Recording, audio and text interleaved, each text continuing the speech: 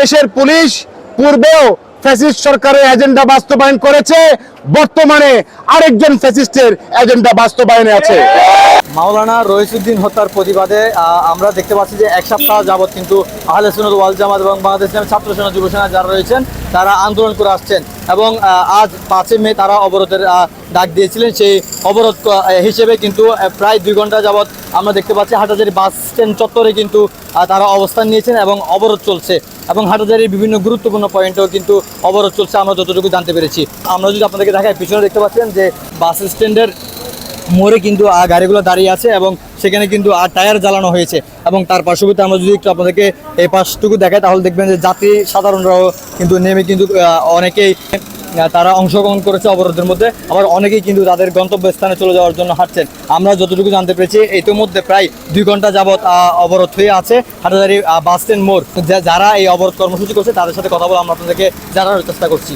আমাদের দেশের প্রশাসন এখনো খুনিদের গ্রেপ্তার করতে পারেনি বললে ভুল হবে, করে নাই, কারণ ওরা ইচ্ছাকৃতভাবে করে নাই। আমাদের দেশের আমরা বৈষম্য দূর করার জন্য জুলাইয়ে আমরা আন্দোলন করেছি, সেই আন্দোলনের ফসল আরো বৈষম্য বৃদ্ধি। আমরা আপনাদেরকে জানিয়ে দিতে চাই, যদি এভাবে চলতে থাকে আজকের এই অবরোধ হচ্ছে প্রতীকী অবরোধ মাত্র। আগামীতে যদি তাদের বিচার করা না হয় খুনিদের, তাহলে আমরা বাংলাদেশ অচল করে দিতে বাধ্য হব এবং এও হতে পারে এই ফ্যাসিস্ট সরকারকে আমরাই বিদায় করেছি, এই ফ্যাসিবাদী সরকারকে আমরা বিদায় করতে বাধ্য। দেশের জনগণ আমাদের সাথে আছে, আজকের অবরোধ সেটাই প্রমাণ করে। আমরা কোনো জানমালের ক্ষতি করি নাই, এমনকি একটা গাড়িতে আমরা আমাদের কর্মীরা হাতও দেয় নাই। সম্পূর্ণ শান্তিপূর্ণভাবে স্বতঃস্ফূর্তভাবে অবরোধ পালিত হয়েছে। ভাই রইসের হত্যার প্রতিবাদে মাঠে নেমেছে। প্রিয় উপস্থিতি, আপনারা সকলেই জানেন আজকে থেকে 8 দিন পূর্বে গাজীপুরে আমার ভাই রইস হত্যা হয়েছে। 8 দিন অতিবাহিত হয়ে যাওয়ার পরেও, সুনির্দিষ্ট প্রমাণ থাকার পরেও, ভিডিও ফুটেজ আমরা উপস্থাপন করার পরেও প্রশাসন আমাদের কাছ থেকে মামলা গ্রহণ করে নাই। আইনে আছে একটি পুলিশ যখন কোন আসামিকে গ্রেফতার করবে 24 ঘন্টার মধ্যে তাকে হাজতে প্রেরণ করবে, কিন্তু ঘন্টার পর ঘন্টা একটা মানুষকে পিটানোর পরে যখন তাকে থানা পুলিশ হাজতে রেখে দেয় এবং তার সুচিকিৎসা ব্যবস্থা করা না হয়, তখন বোঝা যায় শস্যের মধ্যে ভূত রয়েছে। কারণ এই দেশের পুলিশ পূর্বেও ফ্যাসিস্ট সরকারের এজেন্ডা বাস্তবায়ন করেছে, বর্তমানে আরেকজন ফ্যাসিস্টের এজেন্ডা বাস্তবায়নে আছে। আমি পুলিশ প্রশাসন প্রতি দৃষ্টি আকর্ষণ করব, আপনারা জনগণের বন্ধু হয়ে মাঠে থাকুন। শত্রু হয়ে গেলে তখন কিন্তু আমরাও আপনাদেরকে পাল্টা উত্তর দিতে বাধ্য হব। আজকে সারা বাংলাদেশে বাংলাদেশ ছাত্র সেনার পক্ষ থেকে দেশব্যাপী 3 ঘন্টা সকাল 9টা থেকে দুপুর 12টা পর্যন্ত শান্তিপূর্ণ অবরোধ কর্মসূচি পালন হচ্ছে।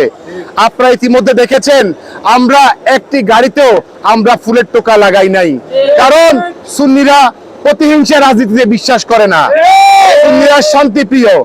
আমরা বলতে চাই আমরা ঘুমন্ত বাঘ, কিন্তু ঘুমন্ত বাঘের ল্যাজ দিয়ে যদি আপনি কান চুলকানোর চেষ্টা করেন আপনার ঘুম কিন্তু ভেঙে যাবে। আর যদি একবার মাঠে নেমে যায় আপনারা কিন্তু পালানোর সুযোগ পাবেন না। সুতরাং এই দেশের প্রশাসনকে বলবো, আপনারা ফ্যাসিস্টের মতন আচরণ করবেন না, আরেকটি 5ই আগস্ট সৃষ্টি করতে বাধ্য করবেন না। আপনারা দেখেছেন 26শে এপ্রিল থেকে লাগাতার কর্মসূচি আমরা পালন করছি এবং এই কর্মসূচি যতক্ষণ পর্যন্ত আমার ভাই রইস হত্যার বিচার হবে না, যতক্ষণ পর্যন্ত রইস হত্যার আসামি গ্রেফতার হবে না, ততক্ষণ পর্যন্ত কিন্তু আমরা মাঠে থাকবো। একজন এনসিসির নেতা, তাকে হামলা করা হয়েছে, 2 ঘন্টার ভিতরে যদি আসামি ধরতে পারে, আজকে 1 সপ্তাহ হয়ে যাচ্ছে, গত 27 তারিখ থেকে আমাদের দাবি জানানো হচ্ছে একজন আলেমকে এভাবে হত্যা করা হয়েছে পরিকল্পিত। আসামিদের ভিডিও ফুটেজ সহ ছবি সহ টোটাল আমাদের সাক্ষী সহ প্রমাণ সহ প্রশাসনকে জানানো হয়েছে। থানায় মামলা করার জন্য গিয়েছে, কিন্তু প্রশাসন মামলাও নেয় নাই। আমাদের যে লোকজন থানায় গিয়েছে তাদেরকে অবরুদ্ধ করে, তাদেরকে নির্যাতন করে তাদেরকে বের করে দেওয়া হয়েছে এবং কি নির্মম পরিস্থিতি আপনারা দেখেন। বৈষম্য এখন বাংলাদেশে থেকে গিয়েছে। বৈষম্য যারা আন্দোলন করেছে, আমরাই বৈষম্যের জন্য আন্দোলন করেছি, কিন্তু এখনো বৈষম্য বাংলাদেশে থেকে গেছে। প্রশাসন গতকাল যদি একজন এনসিসি নেতার হামলা করার 2 ঘন্টার ভিতরে যদি আসামিকে গ্রেপ্তার করতে পারে, আজকে 1 সপ্তাহ একজন আলেম মসজিদের খতিব যিনি দেশের দিক নির্দেশনামূলক বক্তব্য মিম্বর থেকে রাখেন সমাজ পরিবর্তনের জন্য, রাষ্ট্র পরিবর্তনের জন্য, যে আলেমরা ভূমিকা রাখেন, এরকম একজন আলেমকে আজকে হত্যা করা হয়েছে 1 সপ্তাহের মধ্যে। আজকে পর্যন্ত কোনো আসামিকে গ্রেপ্তার করা হয় নাই। আমরা প্রশাসনকে অনুরোধ জানাবো, আপনারা সুনির্দিষ্ট অভিযোগের মাধ্যমে সেই আসামিদেরকে গ্রেপ্তার করুন, মামলা নিন। আপনারা আপনাদের যে আমাদের যে দাবি, সেই দাবি আপনারা মেনে নেন। না হলে সারা বাংলাদেশে আমাদের কেন্দ্রীয় কর্মসূচি অংশ হবে, যেভাবে কর্মসূচি আসবে সেভাবে আমরা পালন করতে বদ্ধপরিকর।